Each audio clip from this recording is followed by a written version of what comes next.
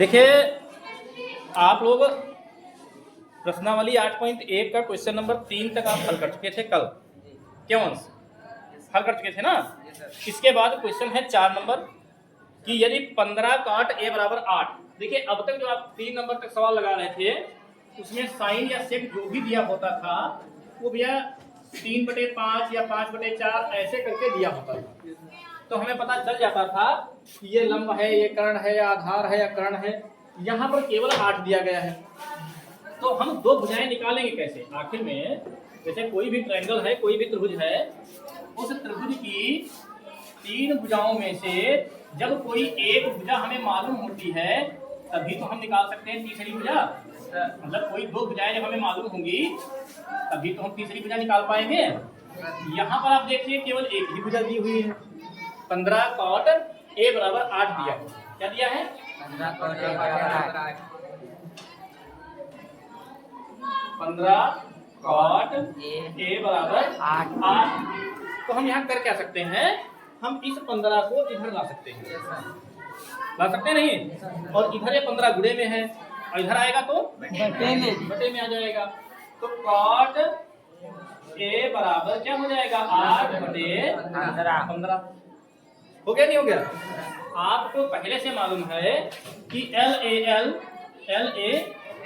बटे K sign cos ten बराबर क्या होता है, लंब बटे आधार। लंब बटे आधार। इसी के बराबर में हम लिख देंगे लंब बटे आधार। चलो नीचे फिर से लिखते हैं, यहाँ पर डायरेक्ट अच्छा कॉट है, चलो कॉट देख लेंगे, कॉट का देख लेते हैं। हाँ देखिए sine cos tan cot, cot नीचे आएगा तो आधार बटे क्या हो जाएगा, लंब। तो हम लिख लेंगे आधार बटे लंब, ये तो लिखेंगे। अब a यहाँ लिखा हुआ है तो a के सामने वाली भुजा लंब होगी। कोण a के सामने वाली भुजा क्या होगी, लंब होगी। तो लंब इसमें कितना दिया गया है, 15। कितना दिया है, 15। और इस a से जुड़ी हुई 90 अंश के सामने वाली भुजा क्या होगी, कर्ण होगी। होगी नहीं होगी? और इस a से जुड़ी हुई दूसरी भुजा क्या होगी, आधार होगी। और ये तो आप जानते हैं क्या है, लंब है। तो आधार कितना दिया गया है, 8। तो आधार दिया है 8। समझ पाए नहीं? हम इस चित्र से लिखेंगे AB बराबर कितना दिया है, 8। और BC बराबर कितना दिया है, 15। और AC बराबर क्वेश्चन मार्क पर। ठीक है, लिखेंगे समकोण त्रिभुज। क्या लिखेंगे, समकोण त्रिभुज ABC में पाइथागोरस प्रमेय से,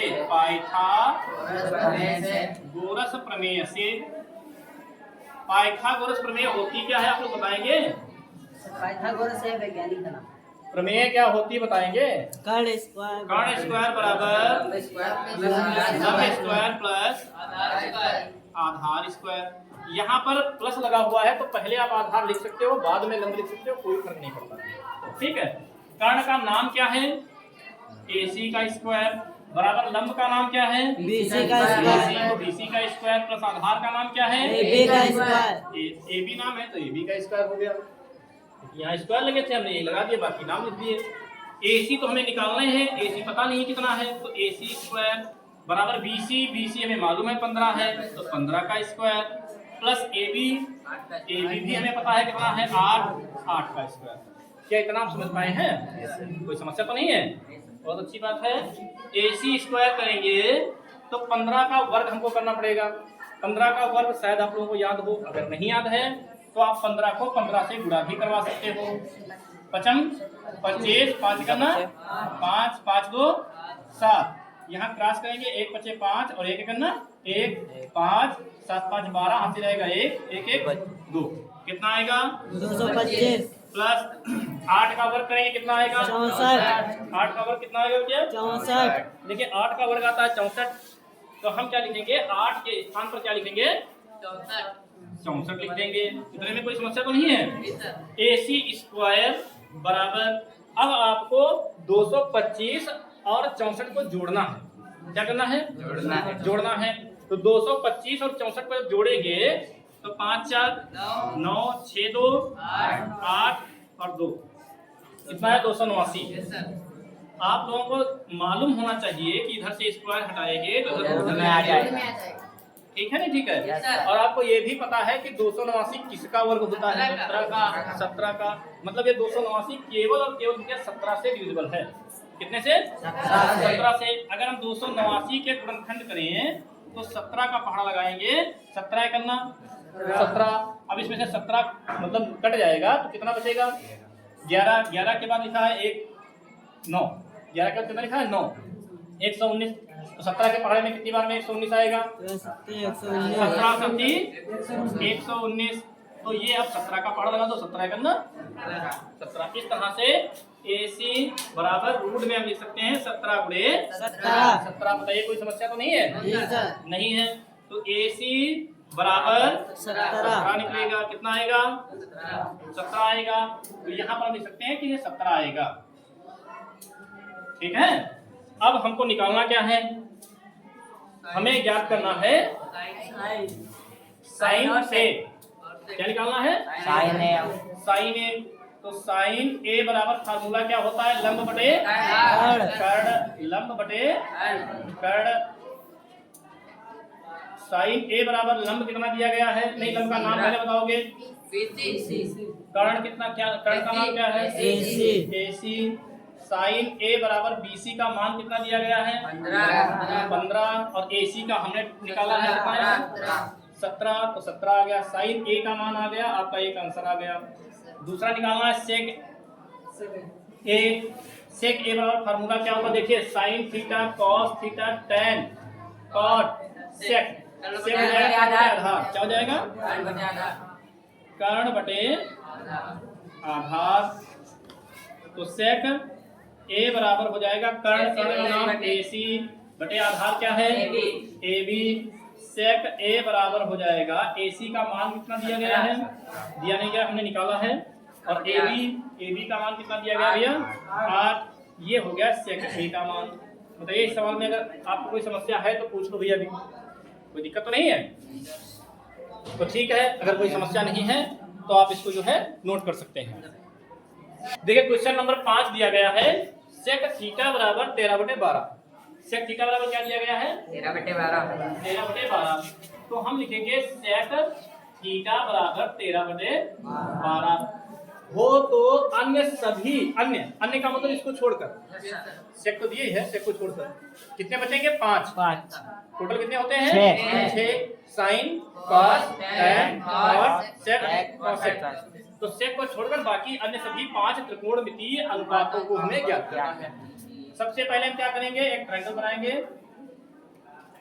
अब होगा समकोण त्रिभुज। ठीक है, कैसा होगा? समकोण त्रिभुज। ये एंगल जो है मैं थीटा मान लिया। ठीक है, यहाँ पर थीटा दिया गया तो थीटा मानना पड़ेगा, ऐसे काम नहीं चलेगा। अब देखिए थीटा के सामने वाली भुजा क्या होती है? लंब। और थीटा से जुड़ी एक भुजा जो 90 अंश के सामने होती है कर्ण। और थीटा से जुड़ी दूसरी भुजा आधार। ये तो आप समझते ही हैं। ये बार बार इसलिए लिख देते हैं ताकि आपको एक कंफ्यूजन ना रहे कि कौन लंब है, कौन आधार है, कौन कर्ण है। वैसे इसको लिखने की आवश्यकता कोई नहीं। ठीक है, तो देखिए सेक थीटा बराबर दिया गया है 13/12। अब आप बताइए कि इसका फार्मूला क्या होगा? LAL बटे K कर्ण बटे आधार कॉस टेन कॉट सेक।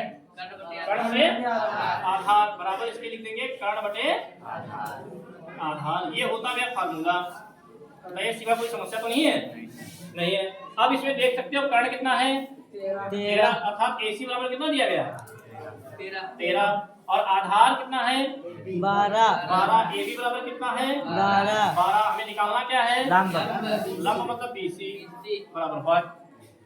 ठीक है नहीं? ठीक है, हम लिखेंगे समकोण त्रिभुज। क्या लिखेंगे? समकोण त्रिभुज ABC में पाइथागोरस प्रमेय से पाइथागोरस प्रमेय से पाइथागोरस की प्रमेय क्या होती है?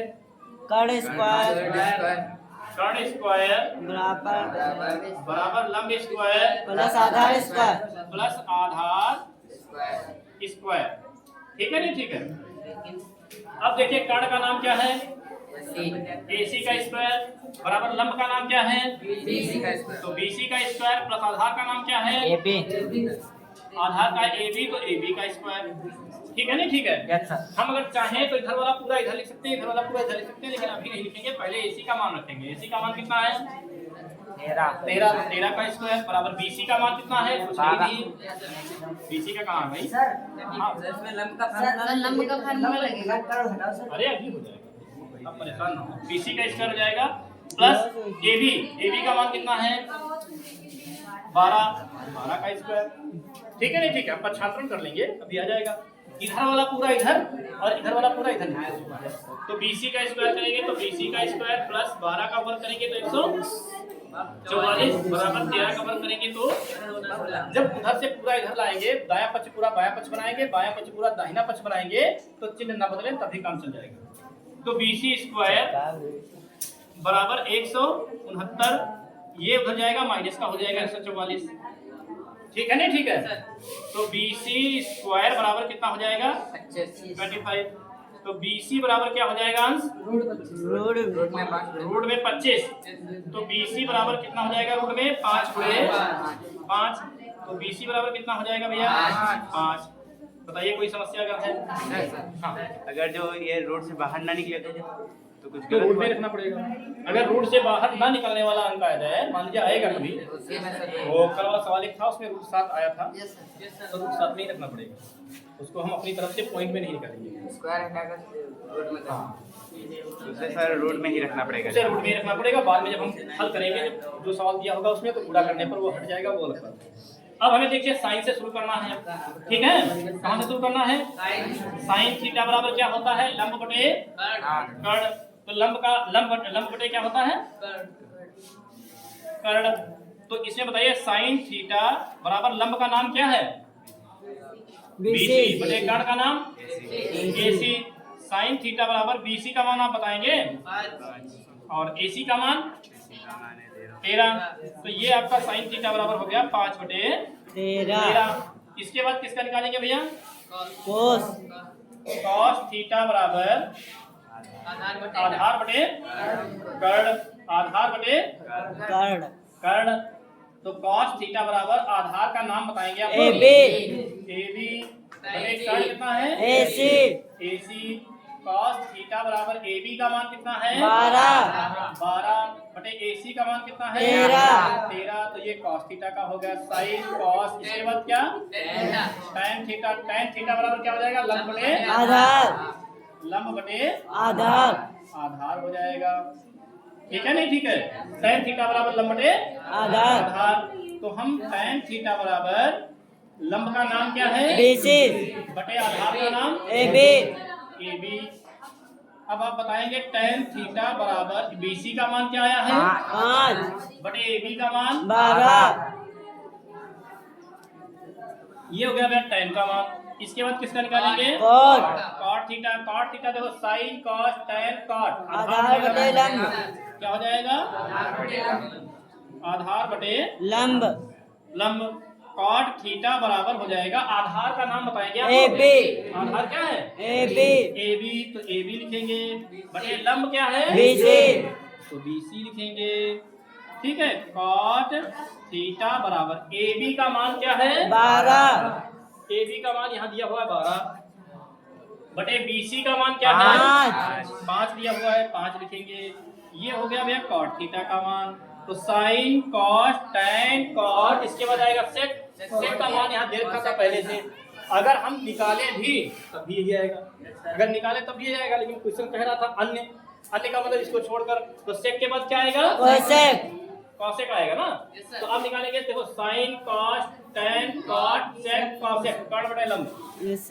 कॉसेक थीटा बराबर कर्ण बटे लंब हो जाएगा। कर्ण बटे लंब। कॉसेक थीटा बराबर कर्ण का नाम क्या है? AC बटे लंब का नाम क्या है? BC।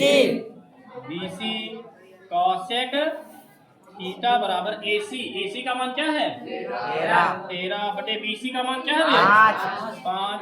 तो ये आपका कॉसेक थीटा का हो गया। हमने बताया था 6 टोटल होते हैं, 6 में से एक दे रखा है, 5 निकालने हैं। तो आपने पहला यहाँ निकाला 1, दूसरा तीसरा, चौथा, पांचवा। सेक का क्यों नहीं निकाला गया? क्योंकि सेक पहले से दिया हुआ था। एक बार आप इसको फिर से समझ लीजिए। देखिए सेक थीटा दिया था 13/12। हमने सेक के सामने 13/12 लिख के फार्मूला इसका लिख दिया। फार्मूला होता देखो साइन, कॉस, टेन, कॉट, सेक। कर्ण बटे आधार, जो नीचे आता है उसको उल्टा पढ़ते हैं ना, कर्ण बटे आधार। 13 के सामने कर्ण पड़ा, मतलब कर्ण कितना हो गया? 13। आधार के सामने 12 आया, इसका मतलब आधार कितना हो गया? 12। AC बराबर हो गया 13, AB बराबर हो गया 12 और BC हमें लंब जो है निकालना है। समकोण त्रिभुज ABC में पाइथागोरस प्रमेय लगाए हैं, ठीक है। कर्ण स्क्वायर बराबर लंब स्क्वायर प्लस आधार स्क्वायर। कर्ण का नाम AC है तो AC का स्क्वायर, लंब का नाम BC है तो BC का स्क्वायर, प्लस आधार का नाम AB है तो AB का स्क्वायर कर लिया। इसके बाद AC का मान कितना है? 13, तो 13 का स्क्वायर बराबर BC का मान दिया नहीं गया तो BC को BC लिखेंगे, प्लस AB का मान 12 है तो 12 का स्क्वायर बराबर। अब क्या किया? इधर वाला इधर किया है, दाहिना पक्ष जो है बायां पक्ष बनाया है, बायां पक्ष जो है तो दाहिने पक्ष में ले गए। तो BC स्क्वायर प्लस ये 12 का वर्ग कर लिए हैं इधर लाते लाते 144 और 13 का वर्ग 169। BC स्क्वायर बराबर 169 से 144 हटाएंगे 25 आएगा। BC बराबर रूट लग जाएगा। बाकी तो आप समझ ही गए होंगे, कोई समस्या तो है नहीं। तो ठीक है, इसको नोट कर लीजिए भैया। देखिए भैया क्वेश्चन नंबर 6 दिया गया है कि कोण A तथा कोण B न्यून कोण है। अब इस बात को बहुत ध्यान से समझना, कोण A तथा कोण B क्या है? न्यून कोण है, मतलब ये 90 से कम है। ना तो आप A को 90 मान सकते हो, ना आप कोण B को 90 मान सकते हो। समझ पाया नहीं? जैसे नॉर्मली हम त्रिभुज बनाते थे तो इस तरह से ऐसे बनाकर और ऐसे नामकरण करते थे A B C। ये नामकरण गलत हो जाएगा। क्यों? क्योंकि यहाँ पर B जो है 90 आ गया और क्वेश्चन में कहा गया है कि A और B दोनों न्यून कोण है। न्यून कोण का अर्थ है 90 से छोटे हैं, तो B तो 90 हो गया। इसलिए इसको ऐसे का नामकरण करके हम ऐसे करेंगे A B C। C को 90 मान सकते हैं, ना तो A को मान सकते हैं और ना B को मान सकते हैं। क्या समझ पाए? Yes sir. इसे समझ लीजिए। देखिए कोण A और कोण B को हमें न्यून कोण पे रखना है, मतलब 90 से कम। और किसी भी त्रिभुज, कोई भी त्रिभुज हो, चाहे समकोण हो, चाहे समबाहु हो, चाहे समद्विबाहु हो, त्रिभुज के तीनों कोणों का योग 180 होता है। अगर एक कोण 90 हो गया है तो दूसरे दोनों कोण 90 से कम कम होंगे। भाई अगर ये इसको 90 कर भी दें तो ये 0 हो जाएगा और ये 0 होगा, मतलब तीसरा कोण समाप्त। और तीसरा कोण अगर समाप्त हो जाएगा तो फिर त्रिभुज नहीं रह जाएगा। तो फिर त्रिभुज कहाँ बनेगा? त्रिभुज में 3 भुजाएं और 3 कोण होते हैं। त्रिभुज में कितने भुजाएं? 3।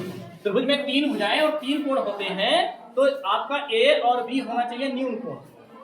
A और B न्यून कोण, तो C हम समकोण मान सकते हैं। तो हमने A B C लिख दिया, ठीक है नहीं? ठीक है।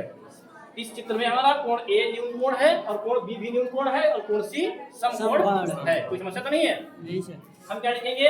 देखो दिया गया है cos A बराबर cos B, जो दिया गया उसकी मदद हम ले सकते हैं। और जो हमें सिद्ध करना है वो बाद में आना चाहिए, वो बाद में आना चाहिए। तो हम लिखेंगे कि दिया गया है, दिया है ये हल कर रहे हैं भैया, ठीक है। यहाँ से हल है, चित्र जो है हल में बना हुआ है, ठीक है। दिया है कि cos A बराबर cos B। इतने में कोई समस्या तो है? तो दिया गया था। अब आप देखिए कि cos A का फार्मूला क्या होगा। देखिए L A L बटे K A, तो साइन cos आधार बटे कर्ण। तो यहाँ लिखेंगे आधार बटे कर्ण। ध्यान रखेंगे यहाँ पर A के लिए चल रहा है, ठीक है। और cos B का भी फार्मूला वही रहेगा, आधार, लेकिन ऐसे न लिखते हैं, दूसरे तरीके से लिखेंगे, थोड़ा ज्यादा अच्छा समझ में आए। आधार बटे कर्ण होता है, अर्थात आधार A के लिए है AC। क्या लिखेंगे? आधार ही लिख लेते हैं, आधार बटे कर्ण। और यहाँ क्या लिखेंगे? यहाँ भी लिखेंगे आधार बटे कर्ण। अब समझिए आप, cos A के लिए, कोण A के लिए आधार क्या है? AC। आधार क्या है? AC है कि नहीं है? तो आधार A के लिए ये आपका समूह भुजा जो A की बढ़ेगी वो हो जाएगी लंब। ये क्या हो जाएगी? लंब। और इस एक से जुड़ी हुई एक भुजा हो जाएगी कर्ण, जो 90 के सामने होगी। तो ए से जुड़ी हुई दूसरी भुजा जो बचेगी वो होगी आधार। तो आधार कितना हो गया? AC। कोई समस्या तो नहीं है? बटे कर्ण, कर्ण तो आप जानते हैं AB है, कोई समस्या तो नहीं है? नहीं है। अब देखो cos B के लिए आधार देखते हैं। cos B के लिए आधार, B के सामने वाली भुजा क्या होगी? लंब। और ये भुजा, तो ये भुजा आधार। एंगल B से जब देखेंगे तो आधार आपका क्या हो जाएगा? BC BC क्या हो जाएगा? और कर्ण क्या रहेगा? AB AB क्या रहेगा? AB। कोई समस्या तो नहीं है? अब देखिए दोनों तरफ AB है, इसलिए हम AB को AB से काट सकते हैं।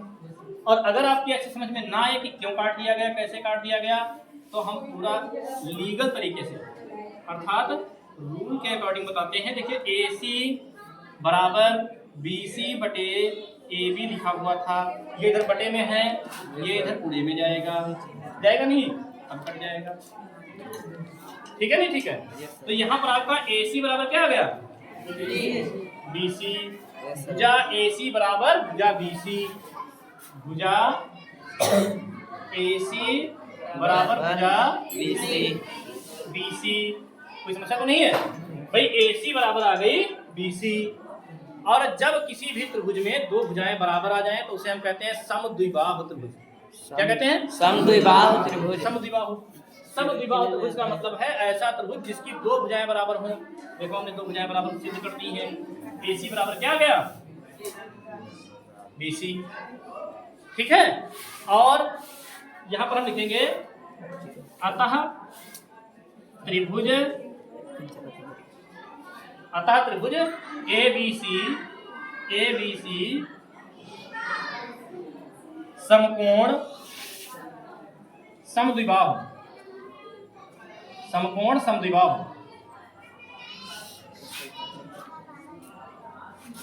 त्रिभुज है।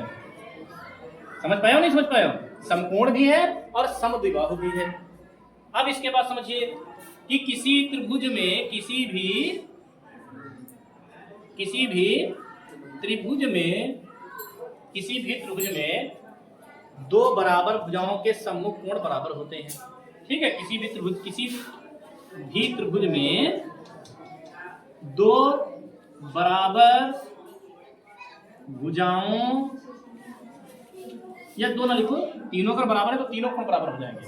अगर तीनों भुजाएं बराबर हैं तीनों कोण बराबर। किसी भी त्रिभुज में बराबर भुजाओं के सम्मुख कोण बराबर होते हैं। क्या होते हैं? बराबर होते हैं। कहने का मतलब ये है कि किसी भी त्रिभुज में, मान लीजिए कोई भी त्रिभुज है, ऐसे ये बना हुआ है, ऐसे अगर आपकी ये भुजा और ये भुजा बराबर है तो इसके सामने का ये कोण और इसके सामने का ये कोण, ये दोनों आपस में बराबर होंगे। बराबर भुजाओं में सम्मुख कोण क्या होते हैं? बराबर होते हैं। बराबर भुजाओं में सम्मुख कोण क्या होते हैं? बराबर होते हैं। बराबर भुजाओं के सम्मुख कोण बराबर होते हैं। यहाँ पर हम देख रहे हैं कि AC बराबर क्या है? BC। तो AC का सम्मुख कोण क्या है? AC के सम्मुख में कोण क्या है? B। AC के सम्मुख है कोण B। क्या है? कोण B। बराबर BC के सम्मुख क्या है? BC के सम्मुख कोण है? कोण A है कि नहीं है? अतः कोण A बराबर कोण B। यही हमें सिद्ध करना था। फिर से एक बार देख लीजिए ताकि आप अच्छे से समझ सकें। देखिए cos A बराबर cos B दिया था, हमने cos A का फार्मूला इधर लिखा, हालांकि ये भी cos A का ही है, लेकिन हम B के अकॉर्डिंग जो है कि लंबा और आधार और कर्ण रखेंगे। यहाँ आधार कितना है? AC बटे कर्ण कितना है? AB। यहाँ एंगल जो है B दिया हुआ है, तो B के आधार पर हम देखेंगे आधार जो आपका हो जाएगा वो क्या हो जाएगा? BC। और कर्ण तो वही रहेगा AB। बड़ी भुजा, सबसे बड़ी भुजा जो होती है कर्ण होती है। यहाँ पर इस AB का पक्षांतरण कर दिया, इधर भाग में इधर गुणे में आ गया, फिर AB को AB से काट दिया, AC बराबर क्या आ गया? BC। भुजा AC बराबर क्या आ गई? BC। किसी भी त्रिभुज में दो बराबर भुजाएं अगर हैं, किसी भी त्रिभुज में दो भुजाएं अगर बराबर हैं तो वह कोण कैसा होता है? समद्विबाहु। समद्विबाहु। फिर से समझिए, किसी भी त्रिभुज में अगर दो भुजाएं बराबर हैं तो उसे हम क्या कहेंगे? समद्विबाहु त्रिभुज। क्या कहेंगे? समद्विबाहु त्रिभुज। और इसमें हमने सिद्ध कर दिया है कि भुजा AC बराबर भुजा BC, भुजा AC बराबर भुजा BC। जब भुजा AC बराबर भुजा BC हो गई तो इसका मतलब ये समद्विबाहु त्रिभुज हो गया। कैसा हो गया? समद्विबाहु त्रिभुज ABC समकोण समद्विबाहु, समकोण तो पहले से था। जब किसी भी त्रिभुज में जो बराबर भुजाएं होती हैं उनके सम्मुख कोण अपने आप बराबर होते हैं। कोई भी त्रिभुज आप ले लीजिए, अगर हम कह दें कि मान लीजिए ये एक त्रिभुज बना हुआ है, ठीक है भैया, इसमें ये 15 सेंटीमीटर है, ये भी 15 सेंटीमीटर है, ये 14 सेंटीमीटर है। ये कोण मान लीजिए कुछ भी दिया हुआ है, इससे कोई फर्क नहीं पड़ता है। आपसे ये कोण और ये कोण के बारे में पूछे तो इस भुजा के सामने वाला ये कोण और इस भुजा के सामने वाला ये कोण बराबर होगा, आए चाहे। बराबर भुजाओं के सम्मुख कोण बराबर होते हैं। बराबर होते हैं। तो यहाँ पर हमने बराबर भुजाएं पहले ही सिद्ध कर दी हैं कि ये भुजा इस भुजा के बराबर है, तो इस भुजा के सामने वाला ये कोण और इस भुजा के सामने वाला एक बराबर हो जाएगा। इस कोण को कहेंगे इस कोण को कहेंगे कोण B और इस कोण को कोण A। कोण A। भाई BC के सामने का कोण A है नहीं, AC के सामने और कोण AC के सामने का कोण B बराबर है। बस यही हमें सिद्ध करना था। ठीक है, चलिए इसको नोट कर लीजिए।